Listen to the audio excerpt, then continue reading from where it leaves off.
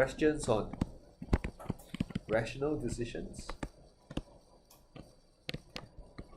If they ask you how rational consumers and producers help in resource allocation,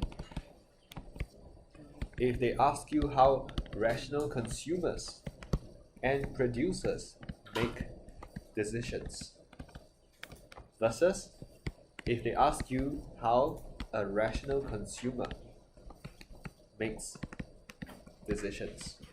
Oh, the answer changes a little bit. Okay. For the first one,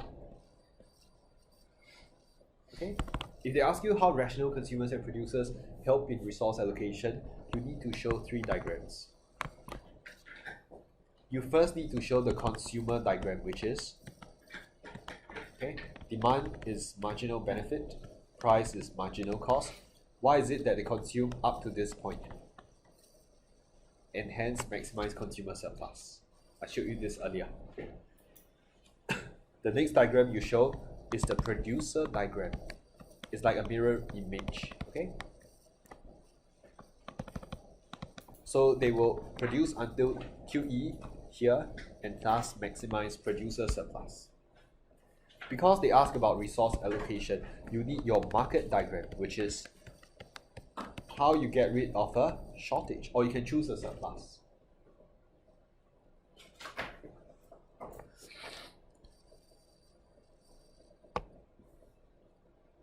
For the second question type, when they only ask you how they make decisions, they're not interested in resource allocation. So what you do, you just do 2 diagrams, C and P, that's it. The answer is shorter, yes.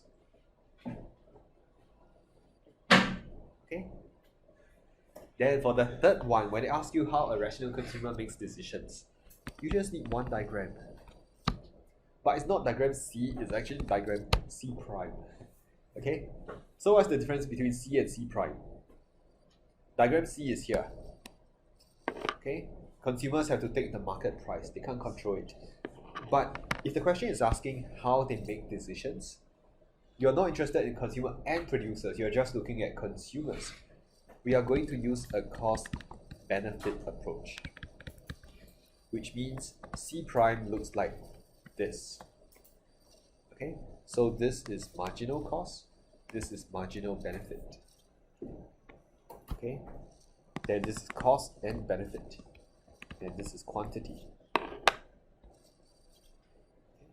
Such a question appeared in the A levels when they asked how a rational consumer decides how